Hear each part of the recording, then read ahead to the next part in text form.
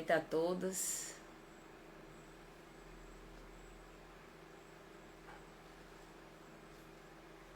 Olá, boa noite a todos. A Flávia. Sejam todos bem-vindos.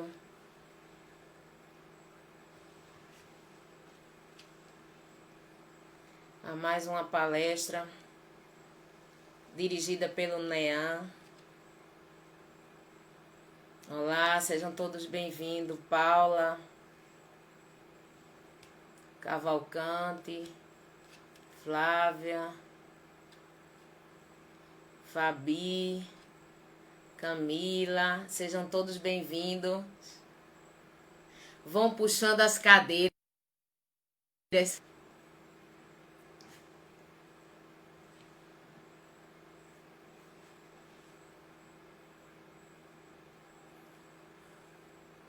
Edneide, Thelma, nosso palestrante já está acenando aí, aguardando ele enviar a solicitação. Nosso amigo Roberto, sejam todos bem-vindos. A Cessa, né? Sueli, minha querida amiga Sueli.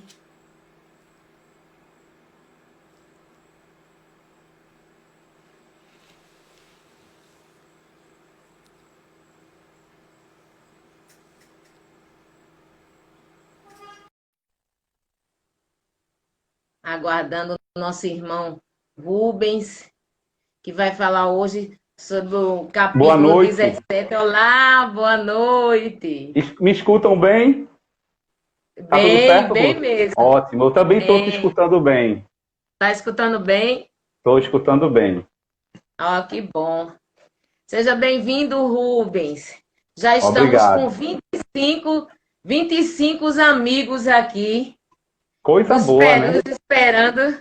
26 agora, puxando as cadeiras. Parece que eu estou vendo todo mundo puxando as cadeiras, sentando, né?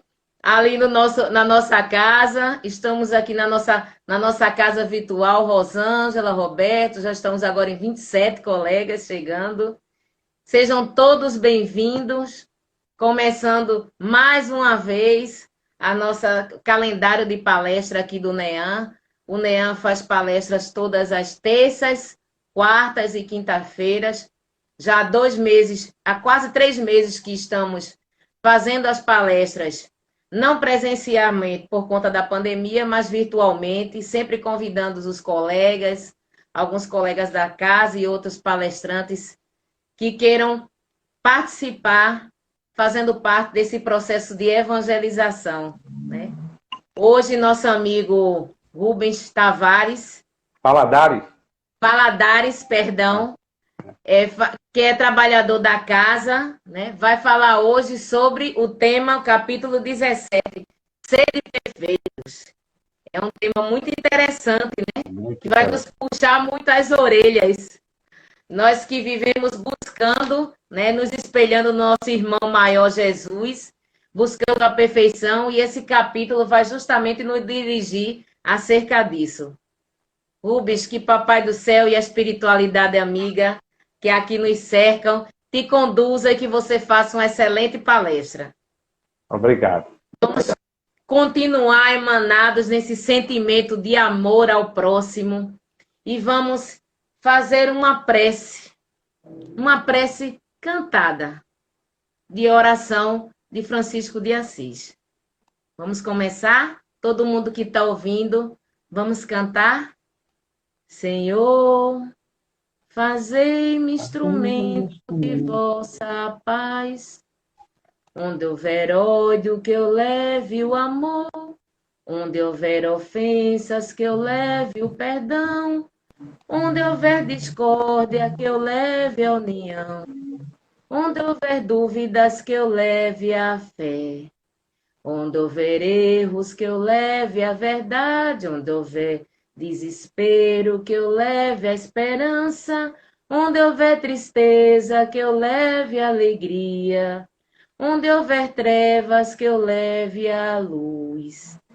Ó Mestre, fazei que eu procure mais consolar que ser consolado, compreender que ser compreendido, amar que ser amado, pois é dando que se recebe, é perdoando que se é perdoado, e é morrendo que se vive para a vida eterna. Que Deus lhe abençoe, meu amigo. Assim seja. Assim É com muito seja. prazer. Boa noite a todas, boa noite a todos. É com muito prazer que eu estou aqui esta noite para falar sobre o Evangelho do Mestre Jesus, mais especificamente esse capítulo do Evangelho segundo o Espiritismo, que é o capítulo 17, que tem como seu título Sede Perfeitos. Nós encontramos também, na própria Bíblia, no Novo Testamento, no Evangelho de São Mateus, capítulo 5. Aliás, todo o Evangelho de São Mateus, no capítulo 5, ele vai trabalhar com esse tema. Ele vai perpassar pelas questões das boas aventuranças e vai também trabalhar com as características que Jesus vai nos trazer como características importantes para que a gente atinja a perfeição. E nesse capítulo, tanto na Bíblia quanto também no capítulo 17 do nosso Evangelho segundo o Espiritismo, são verdadeiros desafios que nós encontramos. Por exemplo, amar os inimigos, orar por aqueles que nos caluniam, pensar positivo e querer o bem daqueles que nos fazem mal. Essas características da perfeição, quando a gente analisa a humanidade, a gente fica se perguntando quem poderia ser tão perfeito na humanidade para ter essas características de perfeição. Nós só encontramos o Mestre Jesus, que foi e é o espírito mais evoluído que encontramos aqui na nossa orbe desde a nossa existência. No entanto, quando a gente se aprofunda na literatura espírita, a gente vai tendo a esperança de sabermos que estaremos nesse processo de evolução. Está me escutando? Porque deu aqui como fosse estabilidade. E aí a doutrina espírita, ela vai trazer essa perspectiva que a gente paulatinamente, ou seja, a gente com as nossas experiências e essa premissa da reencarnação, que faz com que a gente possa, nessa longa aprendizagem, a gente vai atingindo esse momento que é o que Jesus vai nos ensinar nessa passagem do capítulo 17. E eu costumo, Rose e colegas que estão nos assistindo, a sempre começar as nossas conversas amigas e fraternas com uma história. Eu sou professor de história, mas essa história não é história com H. É uma história que a gente traz assim para fazer uma analogia. É a história de um reino da história antiga, onde neste reino da antiguidade havia o maior dos sábios. Até então, nunca ninguém tinha feito alguma consulta com esse sábio e tinha saído sem ter a solução dos seus problemas. E esse reino não era conhecido pelas habilidades de guerra, as habilidades bélicas, que na história antiga os reinos mais poderosos eram aqueles que tinham capacidades bélicas. Ele era conhecido justamente por ter esse sábio. E aí um jovem, ele pensou assim, eu quero encontrar uma maneira de fazer com que esse sábio, pelo menos pela primeira vez na vida dele, ele saia sem conseguir resolver uma questão. E ficou pensando durante vários dias, semanas, até que ele teve uma ideia. Ele chamou um amigo dele de infância, muito colega e amigo, e disse assim, eu tenho uma forma, encontrei uma solução de enganar esse sábio. É o seguinte, eu vou pegar um passarinho, vou marcar uma audiência com ele, e vou ficar com um passarinho nas costas. E vou perguntar ao sábio, ó grande sábio, me diga aí, o passarinho que está atrás das minhas mãos está vivo ou morto? Por que eu vou dizer isso para ele, ele contando isso para o colega? Porque se ele disser que está vivo, eu na mesma hora esmago o bichinho, ele morre e eu vou dizer, presta atenção, sábio, pela primeira vez você errou. Se ele disser que está morto, eu não vou esmagar o pássaro, vou dizer, sábio, você também errou porque o passarinho está vivo. Era pela perspectiva desse jovem, digamos assim, um jovem que tinha essa vontade de trazer o erro para o sábio tão famoso, era a perspectiva de trazer pela primeira vez o erro dele. Então, o sábio, percebendo essa situação, pensou e disse assim, jovem, a resposta está nas suas mãos. Exato. Ou seja, era na decisão dele de tomar aquela atitude, estava realmente nas mãos deles, na mão dele. Mas qual é o sentido dessa história? É que naquele jovem já havia um desejo, ele já tinha um sentimento. Qual era a perspectiva desse jovem? De enganar o sábio.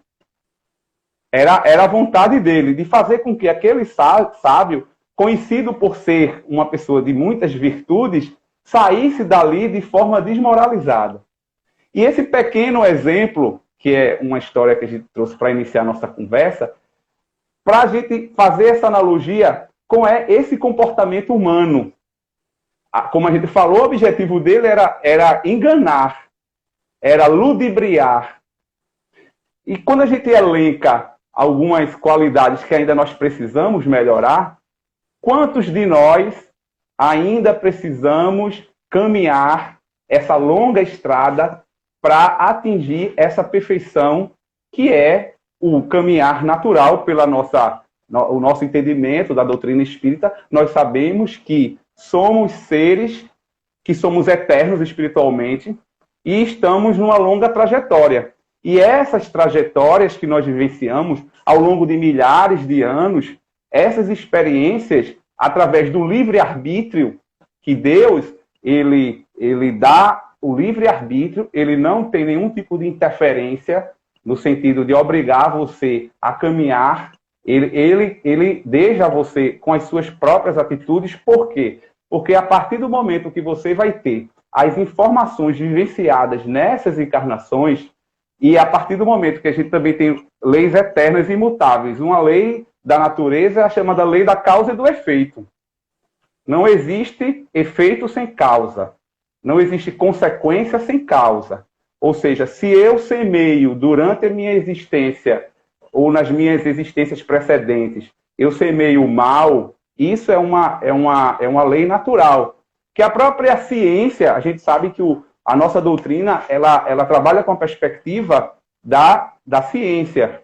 O nosso codificador, ele era um professor universitário, então ele embasa a metodologia científica para o estudo da nossa doutrina. Ou seja, a própria ciência, já existe um campo da física chamada física mecânica, ou a mecânica quântica, que já vem trazer a explicação de maneira científica disso que a gente já vem conversando, disso que a gente já conhece na nossa literatura, que é justamente a lei de causa e efeito. Não existe um efeito sem causa. E essa experiência que vai chegar, como diz no popular, as pessoas mais simples, elas são muito perspicazes. Então, a conta chega e chega. Então, se você vai semear o mal, se você vai semear a dor, isso você vai ter que experienciar. Não como uma punição, como uma lei de causa e efeito. E a partir desse momento que você vai ter essa experiência, você vai analisar e, com as informações, com a situação que você já percebeu e já vivenciou, você, com seu livre-arbítrio, naturalmente vá se desprender, vá se retirar pouco a pouco, paulatinamente, desses comportamentos que nós consideramos ainda distanciados no tocante dos comportamentos que Jesus nos traz no capítulo 17, da perfeição. Ou seja, nós sabemos que somos seres ainda imperfeitos, no sentido que ainda precisamos melhorar e vamos melhorar, até atingir esse patamar. Na divisão dos mundos, Jesus disse, há muitas moradas na casa do meu Pai. Significa dizer que nós temos muitos planetas que possuem graus diversos de desenvolvimento. É chamada também uma lei nossa, que é chamada Lei do Progresso. A Lei do Progresso, ela destaca cinco etapas nas quais os planetas, as orbes, estão vivenciando. E nós, no planeta Terra, estamos ainda no item 2, que é justamente o chamado mundo de prova e expiação. E nesse momento que nós chamamos de transição planetária, nós estamos vivenciando essa transição, paulatinamente estamos chegando na terceira fase, que é o mundo de regeneração. Essa transição planetária ainda vai demorar algum tempo, mas ela é inevitável. Então, nós já estamos nesse momento, que é a fase 3. Nós temos até a fase 5, que é o mundo celestial, o mundo feliz, que é o quarto, mundos felizes, e mundos celestiais, que é a última etapa. Portanto, quando a gente analisa a nossa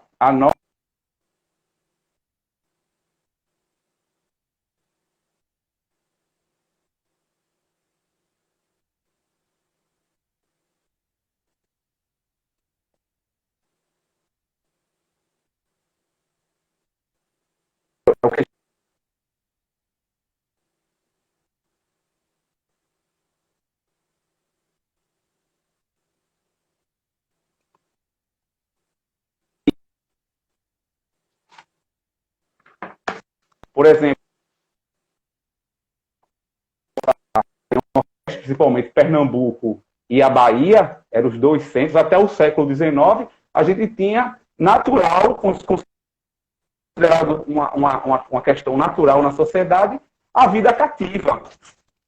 E isso era perpetuado pela própria literatura. A gente, quando se percebe nos livros, a gente vê que isso era como se ter um homem ou uma mulher cativa fosse algo natural naquele momento. E não é algo distanciado no tempo. A gente vai perceber que é século XIX. Significa dizer 19 séculos depois que Jesus veio à Terra para trazer a Boa Nova. Não é algo recente. Aqui mesmo, em nosso estado, aqui em Recife, aqui em Olinda e em Recife, era naturalizado a ideia de que o homem e a mulher originados da África eram inferiores. E a própria sociedade acreditava nisso. Há escritores que nos trazem relatos que a gente fica assim, estarrecido. E não é tão antigo. Mas como existe uma lei do progresso, como existe uma lei de desenvolvimento, nós vamos paulatinamente nos retirando desse tipo de comportamento e com os aprendizados, com os sofrimentos, que, como a gente sabe, é provas e expiações, nós vamos nos evoluindo até atingir o amar. Deus, ele tem amor incondicional. Aquela visão de Deus punitivo, a gente, quando analisa a questão histórica, a gente vai perceber o seguinte: a diferença da época de Moisés para a época de Jesus é uma diferença muito substancial. Porém, Moisés vai ter aí um espaçamento de tempo de 15 séculos antes da chegada de Jesus Cristo. E aí, quando a gente analisa a sociedade daquele período, quando a gente analisa a sociedade que viveu Moisés, a gente vai ver que na história antiga, todos os povos, todas as nações, elas tinham um comportamento politeísta. Ou seja, a crença em vários deuses. A experiência monoteísta vai ser uma experiência especificamente hebraica. Vamos ter uma experiência do Egito com um faraó, chamado Akenaton, mas não foi uma experiência, digamos assim, teológica, foi uma experiência muito mais egoística, porque esse faraó Akenaton se incomodava muito com a grande influência dos sacerdotes. Não era uma visão do monoteísmo como uma visão correta do monoteísmo. E sim, ele quis implantar a crença em um único Deus, o Deus Atom, para se livrar da influência dos sacerdotes, por causa do ego de alguém que governa e quer todas as atenções para si. Então, na história antiga, todos os povos, todos, aí a gente coloca realmente todos como sendo todos, eram politeístas. E aí o povo hebreu, vai ser o povo que vai mudar esse paradigma. O paradigma nosso e de outras religiões que se viram como base, iniciando com o judaísmo, essa que a gente está falando, e depois vindo o próprio cristianismo e o próprio islamismo. São as três religiões que têm por base o monoteísmo. Ou seja, essas religiões, elas vão quebrar o paradigma do passado. Mas só que Moisés, para poder fazer isso, tendo toda a sua vizinhança, assim falando, como politeísta, ele precisava ter um comportamento mais duro. Então, quando você analisa as Sagradas Escrituras do Antigo Testamento, você vai perceber que haverá aí uma descrição de um Deus muito mais punitivo, até, de certo modo, vingativo. Só que o espaço de tempo de Moisés para Jesus são 15 séculos. E como a gente tem a lei do progresso, naquele momento, para aquele desenvolvimento do povo hebreu, que precisava de algo mais duro para poder solidificar, sedimentalizar a ideia do monoteísmo, precisava-se sim de uma estrutura religiosa, de uma visão, de uma identificação de um Deus muito mais severo. A partir do momento, passado esses 5 séculos, alguns livros trazem 14 séculos antes de Cristo, outros livros trazem 13 séculos antes de Cristo. Mas essa diferença de tempo é justamente dentro da lei do progresso. Naturalmente, com a lei do progresso, chegou um momento que já estava sedimentado a ideia do monoteísmo e, consequentemente, essa ideia vem Jesus trazer uma nova forma de explicar a realidade. Portanto, no capítulo 17, nós temos logo de início um tópico no Evangelho segundo o Espiritismo que diz assim, caracteres da perfeição. Fazendo essa analogia com a lei mosaica, que era a lei do talião, olho por olho, dente por dente, aí a gente vai perceber a forma de analisar a dificuldade em relação às adversidades era oposta. Veja o que Jesus vai dizer. Isso está em São Mateus, no próprio capítulo 5, versículos 44, 46, 47 e 48. Amai os vossos inimigos. Fazei bem àqueles que vos odeiam e orai por aqueles que vos perseguem e que vos caluniam. Porque se não amais, senão aqueles que vos amam, que recompensa disso tereis? Os publicanos não os fazem também? Publicano, só uma pequena explicação, publicano era na sociedade hebraica aqueles que cobravam impostos. E na época de Jesus, os hebreus já estavam sob domínio de Roma. E havia um certo nacionalismo, principalmente de saber que aquele imposto que era pago com o suor do trabalho do povo não estava sendo, digamos assim, não estava sendo esse imposto levado para o próprio povo hebreu, e sim para um invasor. E todo aquele que era cobrador de impostos, dentro da perspectiva daquela sociedade, era visto como algo negativo. Já era identificado automaticamente como alguém negativo.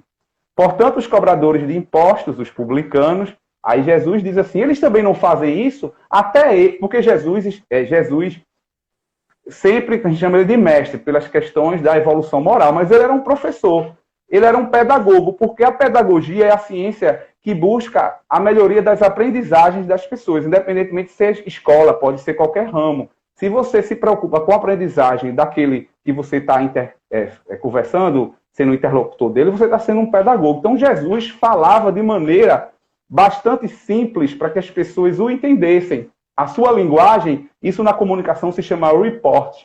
Jesus criava um report, ou seja, uma forma de que aquelas pessoas entendessem. Por isso que ele gostava de falar por parábolas. E usava muitos dos exemplos daquela sociedade para que aquelas pessoas que geralmente eram pessoas mais humildes, a gente sabe que eram artesãos, pescadores, eram pessoas mais humildes, e ele usava uma linguagem super simples para que eles entendessem. Então, quando ele diz assim, os publicanos não os fazem também, ele quer dizer, essas pessoas que são consideradas de má vida também não fazem isso, eles não amam quem os amam. Então, se você quer ser diferenciado, se você quer ser um cristão, você não pode seguir o mesmo caminho do que os publicanos, que são consideradas pessoas, entre aspas, de má vida, os fazem. Aí ele continua: e se vós não saudardes, senão vossos irmãos, que fazeis nisso mais do que os outros? Os pagãos não o fazem também? Sede, pois, vós outros perfeitos, como o vosso Pai Celestial é perfeito. Essa mensagem de Jesus é muito profunda. Por quê? Porque ele nos traz um ensinamento que a gente precisa melhorar continuamente as nossas percepções morais. E aí alguns exemplos, como foi falado, amar o inimigo, orar por aquele que te persegue, a indulgência, que é você evitar ter algum tipo de comentário que prejudique aquele outro, que você não tenha nenhum tipo de sintonia, que a própria literatura explica que são as atrações e as repulsões de fluidos, que o povo, né, Rose, o povo diz assim: o santo não bateu. Isso nós temos uma explicação que é atração e repulsão de fluido. E aí essa atração e repulsão de fluido, como a gente tinha comentado, a física quântica, ela já trabalha com a questão da energia do eletromagnetismo. Nós somos seres que possuímos eletromagnetismo, já comprovado por esse ramo da ciência, que ainda, como é um paradigma novo, ainda sofre uma certa rejeição, porque se usa ainda um paradigma newtoniano da física. Mas quando Jesus veio com a sua doutrina, ele sofreu também uma certa represália, porque a doutrina de Jesus era nova, era um paradigma totalmente novo, que não era novo no sentido do monoteísmo, mas ele era novo no sentido de amar o inimigo, de orar, de perdoar 70 vezes, 7 vezes, daquela mulher adúltera que ia ser apedrejada por um costume. Nós, historiadores, tentamos não ser... nós tentamos ser neutros nas nossas análises. Por quê? Porque você vai ter que entender o contexto cultural que vai fazer aquela situação social ter um comportamento. A gente tende a agir da minha existência atual para avaliar a existência de séculos passados. Algumas circunstâncias a gente vai perceber que é uma sociedade que se estruturou com bases muito machistas, enfim. Mas a gente fica extremamente horrorizado quando pensa que alguém poderia ser morto, apedrejado, por ser uma mulher que não tinha isso para o homem. E hoje a gente fala tanto da questão de gênero, que ainda temos outras circunstâncias específicas para o momento que nós vivemos, no século XXI, mas que são debates que precisam e devem ser discutidos pela questão da diferença de gênero. Mas aquela sociedade era uma sociedade que tinha esse comportamento. E Jesus vai vir com a moral nova. Vai dizer assim: quem não tiver pecado, atire a primeira pedra. A autoridade da palavra de Cristo está associada à sua autoridade moral.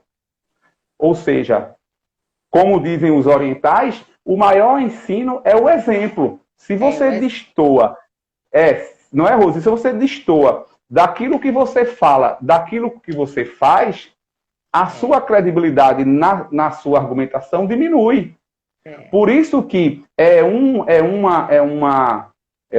conselho que nós que frequentamos o Espiritismo, a gente sabe que a sua reforma moral, a gente sabe que pela nossa própria situação nós estamos nesse processo, buscando sair daquele antigo comportamento, mas nesse mesmo capítulo, aí a gente tem várias passagens, mas nesse mesmo capítulo, que ele fala, no meu aqui, é a página 275, ele diz assim: reconhece-se o verdadeiro espírita pela sua transformação moral. E eu posso até dizer, reconhece-se o verdadeiro cristão pelos seus esforços para domar as más inclinações. Enquanto que um se compraz em seu horizonte limitado, outro compreende alguma coisa de melhor e se esforça para dele se deliberar e sempre o consegue quando tem vontade firme.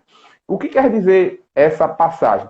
Que nós, como somos seres que ainda estamos nesse processo de evolução, de crescimento, de aprendizado, a gente vai ter que ter a vigilância, o vigiar e orar, e naquele momento que acontecerá, porque nós não somos perfeitos, seremos sim, pela a nossa perspectiva da reencarnação, da melhoria contínua, nós chegaremos a esse momento de perfeição, mas nós ainda não estamos. Temos alguns que na teologia mais tradicional diz que é o pecado original. Quando a gente faz a análise da teologia mais tradicional, diz o seguinte: é o pecado original.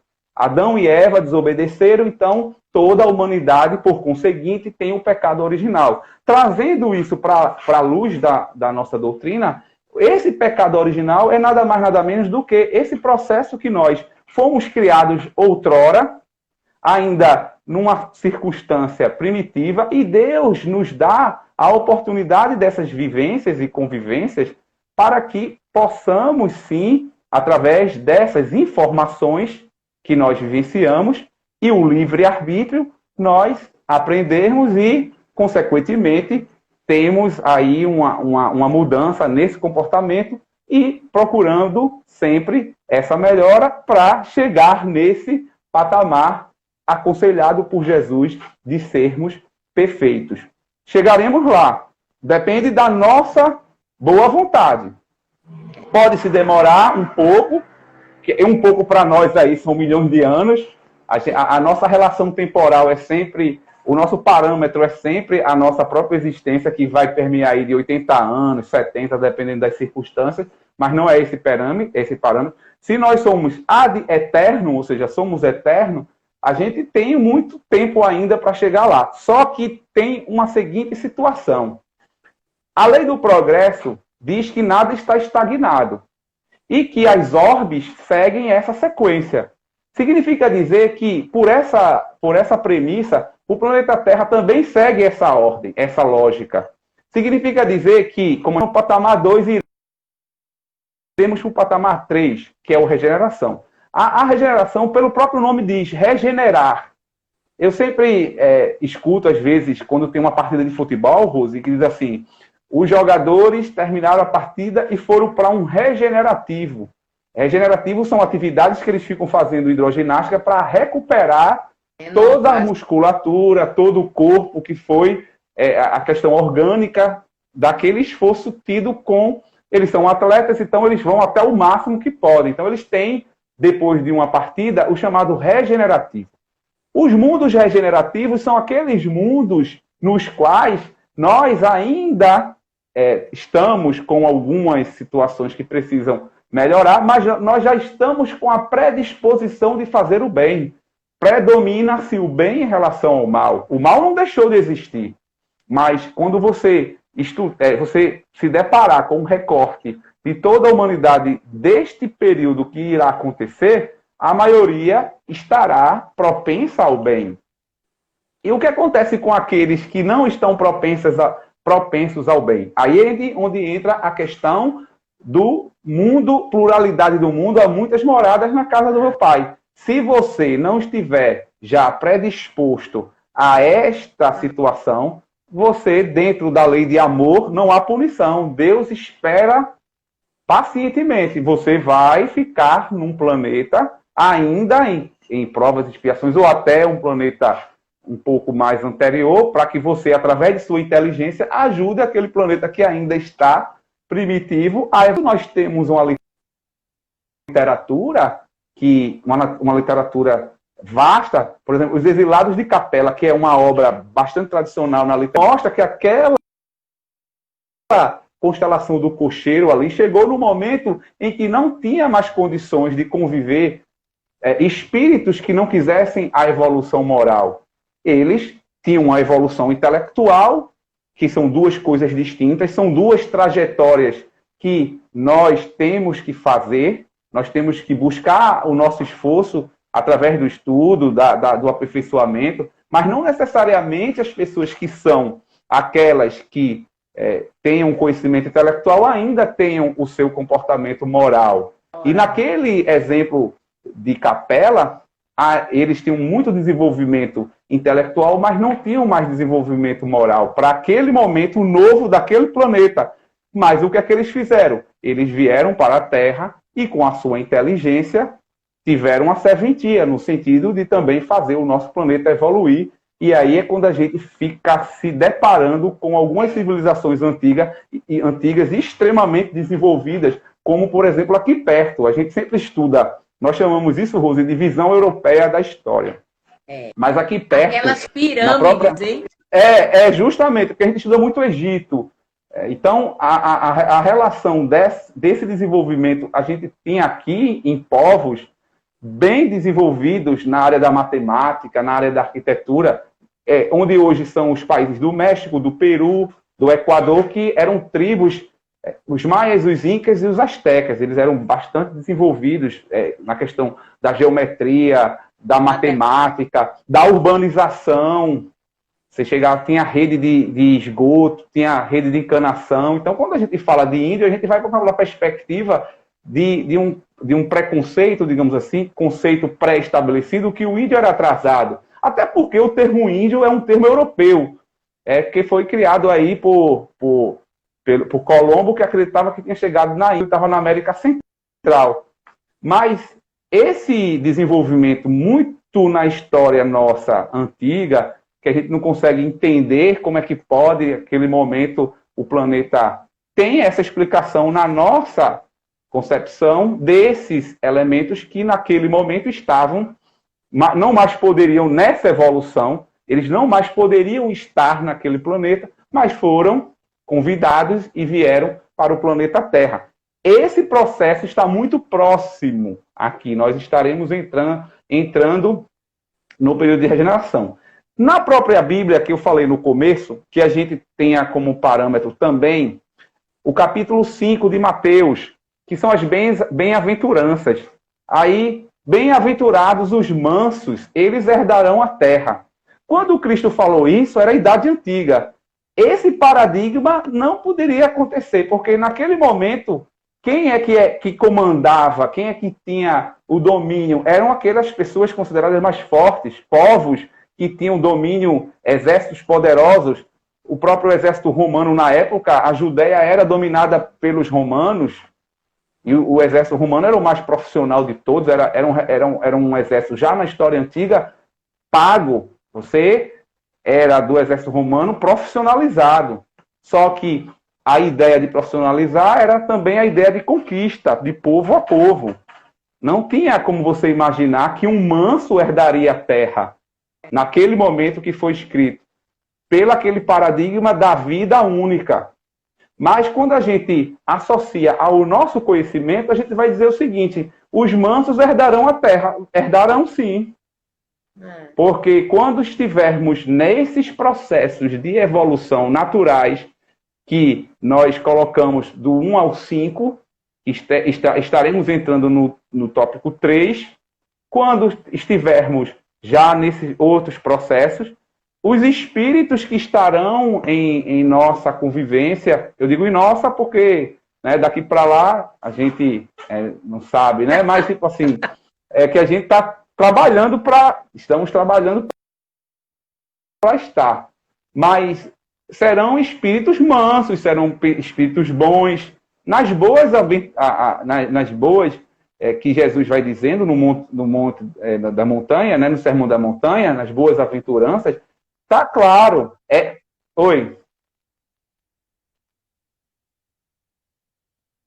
Estamos correndo, querendo aquela vaga, mas sabemos das nossas limitações, mas, como diz no próprio capítulo, reconhece pelo esforço que está sendo feito. A gente tem que, como diz a música, reconhece a queda e não desanima.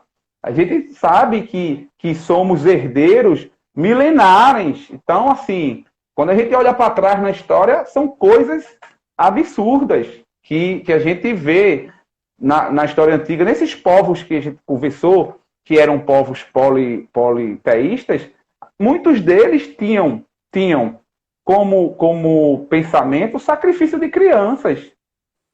Matar as crianças, que são consideradas crianças, são purezas, sinônimos de pureza, então se sacrificavam as crianças em homenagem a esses deuses. Ou seja, olhando para trás, a gente percebe o quanto a gente que participou disso, pela nossa perspectiva, né? Então a gente também vivenciou isso nesse processo, e hoje a gente, com os costumes que são tempo a tempo, dentro do amadurecimento natural que Deus quer que o planeta tenha. A gente deu o exemplo, por exemplo, no caso de Moisés. De Moisés para o Cristo são 15 séculos. E são bem distanciados e bem opostos. Mas naquele momento específico é preciso entender. É preciso compreender como eram as relações daquele povo.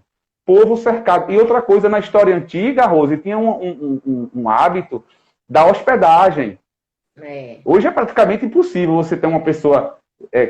os viajantes chegavam a um certo momento que pela própria conjuntura da noite, não tinha energia elétrica, eles eram hospedados. As culturas, elas se entrelaçavam nesse hábito da hospedagem. Quem vinha de outro país contava e conversava. Então, as formas de contato eram mútuas, mistas. E sendo o povo hebreu o único monoteísta, e com essas características sociais, consequentemente, havia uma possibilidade muito grande do monoteísmo não ser implementado. Portanto, compreende-se lá a força mosaica, e um outro momento, na lei do progresso, a gente vai perceber que Jesus vai trazer. Por quê? Porque já estava, naquele momento, considerado pronto. Aí a gente vai em 18 séculos, quando nós temos a terceira revelação, 19 séculos, que é a terceira revelação, que é o Espiritismo. E, como parâmetro que nós falamos aqui, sociedades que ainda no século XX fizeram guerras mundiais, que a Segunda Guerra Mundial teve ao todo 50 milhões de mortes.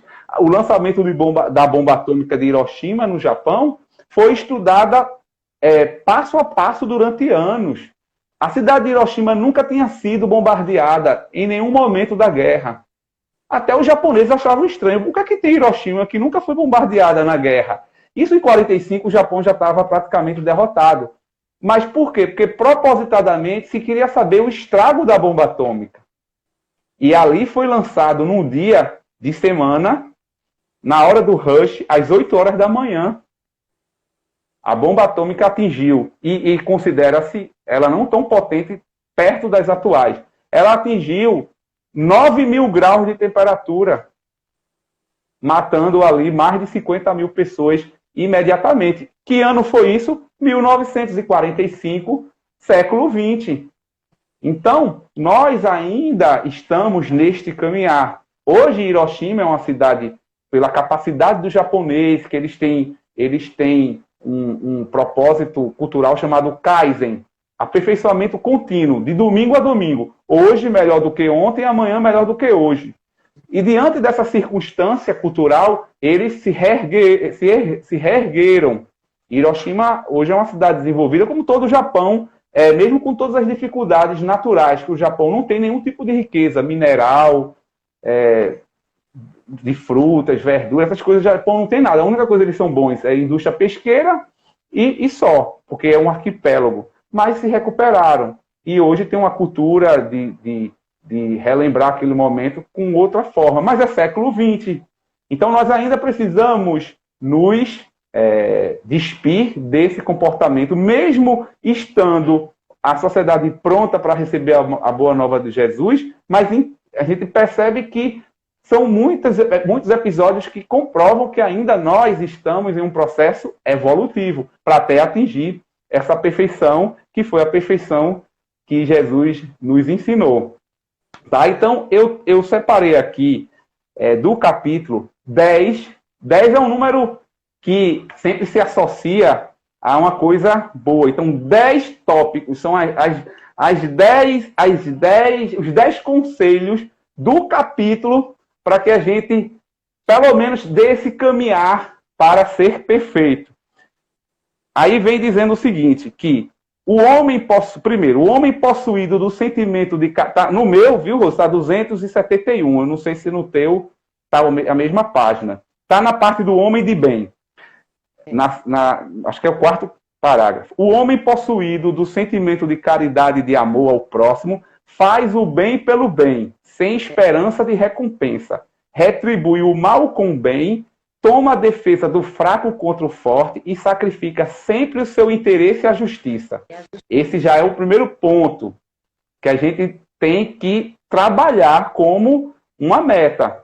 A gente fazer o bem pelo bem. Não tipo assim, eu vou fazer o bem, o que é que eu vou ganhar com isso, fazendo o bem? Isso é algo que está propositadamente pensando num retorno. E aí não tem nenhum tipo de validade, digamos assim, se é um bem que não é um bem para ajudar. É um bem egoístico. Não é? É como tem uma música de Raul Seixas, diz assim, o meu egoísmo é tão egoísta que o auge do meu egoísmo é querer ajudar. Veja que coisa, que filosofia. O meu egoísmo é tão egoísta que o auge do meu egoísmo é querer ajudar. O que é que ele quer dizer isso? Quando você ajuda o outro, aí é no sentido de ego. Se você ajuda o outro para você aparecer, você não está desenvolvendo o altruísmo, e sim o seu ego. É nesse sentido que ele quis dizer. Né? Então, quando você ajuda para fazer um marketing pessoal, aí realmente não tem sentido.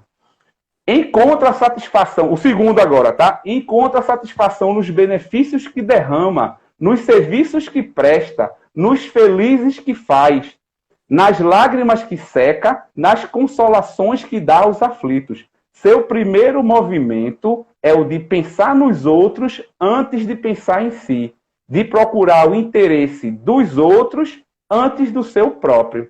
Esse é o movimento altruísta, aquele que pensa na coletividade e não no individualismo.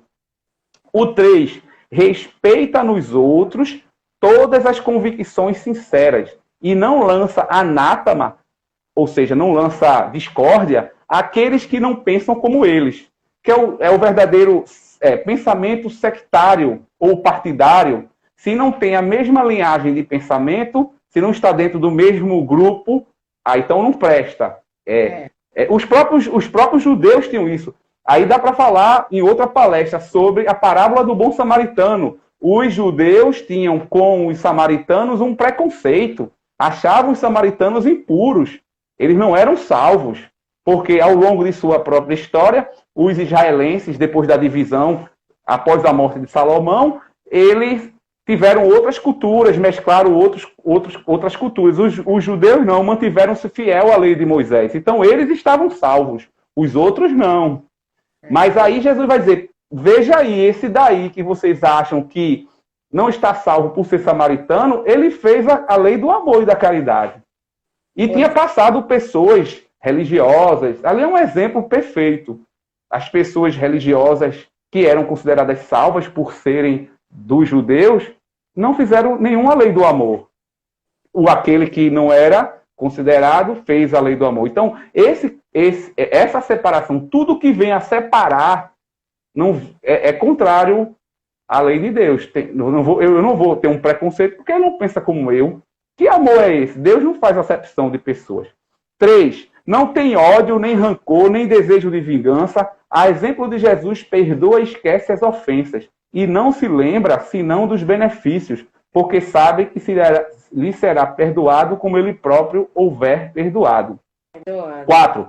É indulgente para as fraquezas alheias, porque sabe que ele mesmo tem necessidade de indulgência. E se lembra dessas palavras do Cristo. Aquele que está sem pecado lhe atira a primeira pedra. Essa é uma das grandes dificuldades nossas ainda, a indulgência. Às vezes a gente se pega comentando, alguns dos nossos conhecidos ainda está com algum processo que precisa evoluir, a gente está comentando, falando mal, então a gente não está sendo indulgente com ele, né? Não se compraz em procurar os defeitos alheios, nem colocá-los em evidência. Se a necessidade a isso obriga, procura sempre o bem que pode atenuar o mal.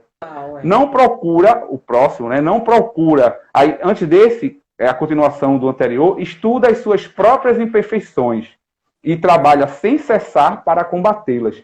Todos os seus esforços tendem a poder dizer a si mesmo no dia de amanhã que há nele alguma coisa melhor do que na véspera.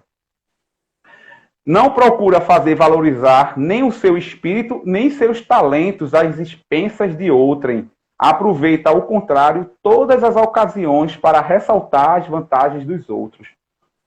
Não se envaidece nem com a fortuna, nem com as vantagens pessoais, porque sabe que tudo que lhe foi dado pode ser tirado dele. Ou seja, aí também a gente pode comentar amplamente sobre a prova da riqueza e a prova da liderança que se tem em relação ao outro. Então, muitas vezes, o poder ele é um dos maiores elementos de prova para você, que é ali que você pode estar realmente sendo exacerbado para manter um comportamento distanciado quando você tem subalternos. É o penúltimo. Usa, mas não abusa dos bens que lhe são concedidos, porque que é um depósito do qual deverá prestar contas, e que o emprego, o mais prejudicial para si mesmo, é de fazê-los servir às satisfações das suas paixões. A riqueza, ela deve ser, sim, um instrumento para que as outras pessoas sejam ajudadas, e não num movimento egoístico. E, por fim, se a ordem pessoal, ou melhor dizendo, se a ordem social colocou homens sob a sua dependência, ele os trata com bondade e benevolência, porque são seus iguais perante a Deus. Usa de sua autoridade para erguer-lhes o moral, e não para os esmagar com seu orgulho. Evita tudo o que poderia tornar sua posição subalterna mais penosa. Ou seja, claro que haverá na nossa experiência, nesta ou em outra, a gente vai ter liderança com outros seres humanos, tá? Então, já estou terminando, eu calculei bem, né? Então, haverá uma possibilidade, nesse processo de aprendizagem, a gente vai ter experiência com a riqueza, em outra oportunidade, se não for bem usado, com a dificuldade financeira, e também teremos, sob nossas responsabilidades, outras pessoas, que são chamados cargos de liderança. Aqui ele vai mostrar que o homem que procura ser perfeito, que está buscando essa caminhada, ele tem que fazer essa autoanálise quando ele está de posse desse momento de experiência. Não fazer com que aqueles que estejam sob a sua administração sejam humilhados, sejam penalizados por estar socialmente naquele momento. E a gente tem na literatura espírita muitas informações daqueles que na Terra eram pequenos, mas que a sua evolução moral os fez estar num plano espiritual, mas muito bem em relação a esses que momentaneamente não fizeram. Então, esse capítulo, ele é muito interessante, porque ele vai trazendo momentos que são bastante interessantes. Por exemplo, a questão do dever, a questão da virtude, o dever moral, o dever e a virtude. Então, qual é o meu dever? Meu dever moral. São duas situações. Primeiro, eu tenho que pensar, aquilo que eu vou fazer prejudica o próximo? Esse é o dever moral. Não é a questão do dever de outros deveres. O meu dever como pai, o meu dever como cidadão, que nós somos atores sociais, como explica a sociologia. Hoje eu estou aqui desempenhando o meu papel de palestrante. Amanhã eu estarei na escola como papel de professor. Minha filha exige muito, que é um papel dos mais que nos traz muita alegria e também muito desafiante, o papel de pai. Então, nós temos os deveres, outros deveres, mas o dever moral é aquilo que nós devemos perguntar sempre. O que eu faço? O que eu quero fazer? Prejudica o próximo? É a pergunta. E a outra, se fosse comigo, eu gostaria? Se uma dessas duas perguntas for sim, não faça. Não faça. Tá? Então, não faça, porque você está quebrando o que é o caminhar normal que Deus quer, que Jesus pede para que a gente seja perfeito. E, por fim, eu acho que... Eu estou no tempo, né, Rose? Por fim, ele traz a questão da virtude. Ele, no próprio capítulo, traz 5 caracteres da virtude. Um homem virtuoso. O que é um homem virtuoso aí no sentido geral, tá? Não é homem, todos nós, independentemente do gênero. O que é que nos faz ser virtuoso? Busquemos esses 5 elementos. No meu aqui está no capítulo, na parte que fala sobre virtude, que é justamente aquela passagem que nós temos, que são as instruções dos espíritos, que são os espíritos de François, Nicolas e Madeleine, que fez essa comunicação na cidade de Paris. 5 características. Ser bom, buscar essa melhora íntima. Caridoso. E a caridade. A caridade, você não precisa nem ter uma moeda para dar a alguém para ser caridoso. Se você faz uma oração para alguém, você já está fazendo a caridade. A caridade pode ser feita realmente. Há momentos que a pessoa está precisando daquele pão, ela está precisando daquele dinheiro para comprar um alimento imediatamente. E essa é uma caridade. Mas também uma oração, uma conversa fraterna, alguém que está desesperado, está passando um momento. Ficou ruim, foi? Não, estou dizendo ouvir, né? Isso, perfeito. Ouvir o outro. Por isso que nós temos chamado atendimento fraterno. Quando você se dispõe a escutar o outro, já é uma grande caridade. Laborioso, tá? Laborioso, que é trabalhador, enfim, né? O trabalho no sentido de você estar disposto para isso. Moderado e modesto. Moderado e modesto. Se nós conseguimos estar com essas 5 características que o próprio capítulo traz, a gente está no caminhar desse processo que Jesus ensina, sabendo que, dentro da própria conjuntura do planeta, provas e expiações, nós estamos ainda nesse processo evolutivo e que o nosso objetivo é chegar a essa perfeição. Que coisa boa, Rubens. Olha, eu fico muito feliz. Foi uma aula, viu? Não foi uma palestra, não. Eu quero me matricular na escola que você é professor, viu? Foi uma palestra, não. Foi uma aula. Viu? Muito boa sua explanação, meu querido. Parabéns. Ficou muito bom esse capítulo, um bom entendimento. Deu um passeio por todo o processo histórico e evolutivo e moral. Né? Tudo que nós gostaríamos de ouvir na noite de hoje. Eu queria te pedir, por gentileza, para a gente fazer a prece. Logo em seguida, eu vou dar os avisos da casa. Tá ok. Gente, vamos pensar em Jesus e que Ele esteja sempre em nossas ações, em nossos pensamentos, que possamos aplicar tudo o que Ele trouxe como a sua moral, porque a partir do momento que nós o fazemos, nós aproximamos do seu amor, que é incondicional. Ele está de portas, braços, coração aberto nos esperando. Ele nos ama incondicionalmente e quer que nós, com as nossas atitudes, os nossos comportamentos, nos aproximemos da atitude de amor, de caridade e de fraternidade. Que a paz e as bênçãos do Mestre Jesus estejam sempre conosco e com todos nós. Assim seja. Assim seja. Minha gente, que maravilha a noite de hoje, né? Estamos já em cima do tempo.